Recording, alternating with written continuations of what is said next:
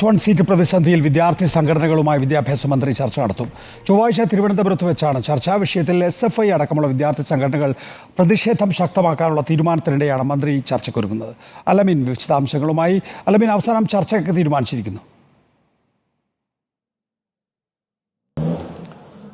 ചർച്ചയ്ക്ക് മന്ത്രി തയ്യാറായിരിക്കുന്നു. ഇന്നലെ വരെ പലതരത്തിലുള്ള കണക്കുകളുമായി മന്ത്രി ഈ വിഷയത്തെ പ്രതിരോധിക്കുകയായിരുന്നു. സീറ്റ് പ്രതിസന്ധി ഇല്ല എന്നൊരു നിലപാടാണ് മന്ത്രി ആവർത്തിച്ചത്. പക്ഷേ മന്ത്രിയുടെ വാദം വിശ്വസിക്കാൻ സ്വന്തം വിദ്യാർത്ഥി സംഘടന SFI പോലും തയ്യാറാകാതെ പ്രതിഷേധ രംഗത്തേക്ക് ഇറങ്ങുന്ന ഒരു പശ്ചാത്തലത്തിലാണ് വിദ്യാർത്ഥി സംഘടനകളുമായി ചർച്ചയ്ക്ക് വിദ്യാഭ്യാസ മന്ത്രി ഇപ്പോൾ തയ്യാറായിരിക്കുന്നത്. ചൊവ്വാഴ്ച ഉച്ചയ്ക്ക് 2 മണിക്ക് മന്ത്രിയുടെ സെക്രട്ടേറിയറ്റിൽ വെച്ചിട്ടാണ് ചർച്ച നിശ്ചയിച്ചിരിക്കുന്നത്. പല വിദ്യാർത്ഥി സംഘടനകളും ഇതിനോടകം ഈ വിഷയവുമായി ബന്ധപ്പെട്ട് പല നിവേദനങ്ങളും സമർപ്പിച്ചിരുന്നു.